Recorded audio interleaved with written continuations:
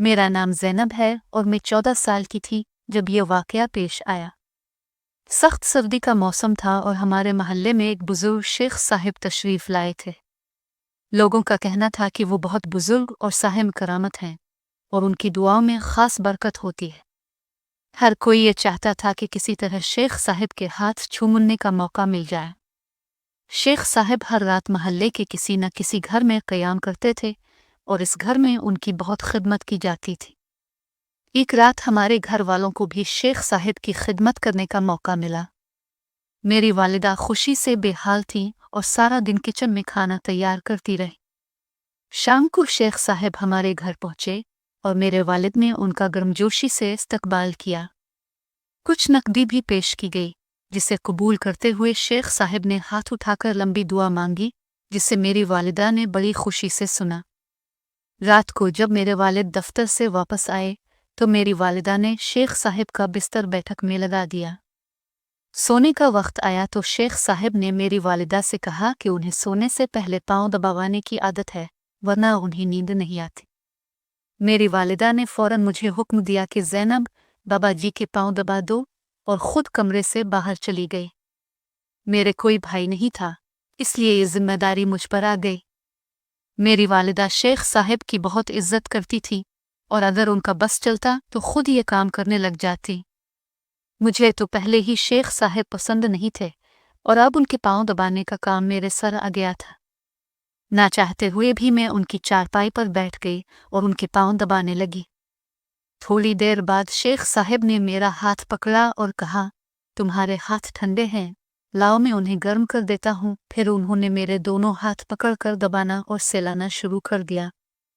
पहले तो मुझे बहुत अजीब सा महसूस हुआ, लेकिन वो मोहल्ले के सब के लिए काबिल एहतराम थे और मैं अभी बिल्कुल नासमझ थी, इसलिए खामोशी से बैठी रही ताकि वो नाराज़ ना हो।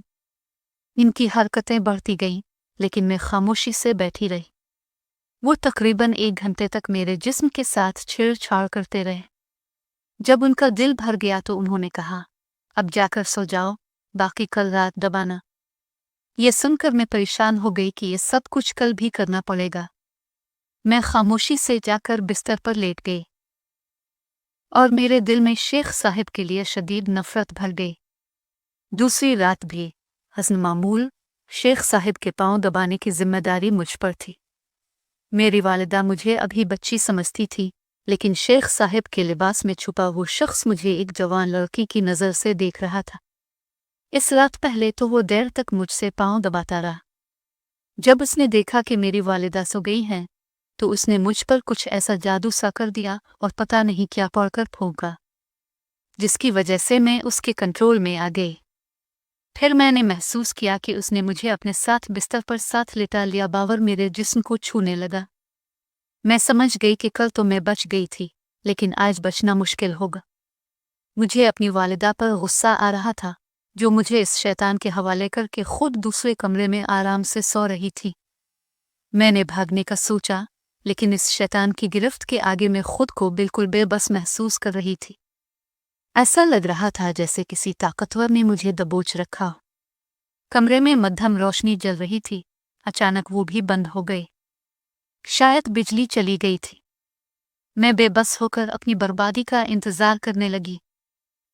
अब वो जाली शेख बिस्तर से उठकर बैठ गया और न जाने किस ज़बान में कुछ बड़बड़ा रहा था। मैं खौफ से अपनी आंखें बंद किए लेटी हुई थी कि अचानक एक जोरदार आवाज़ सुनाई दी।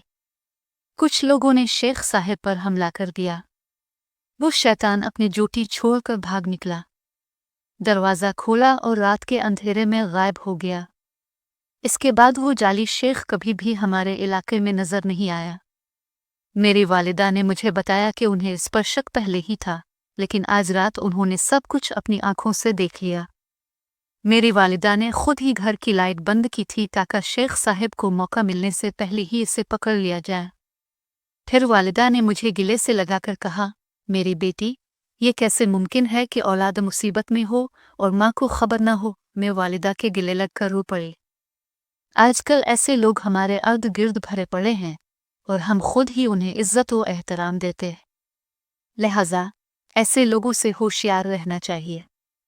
اللہ پاک ہم سب کی حفاظت فرمائے اور ہماری بہنوں اور بیٹیوں کی عزتوں کو سلامت رکھے، آمین۔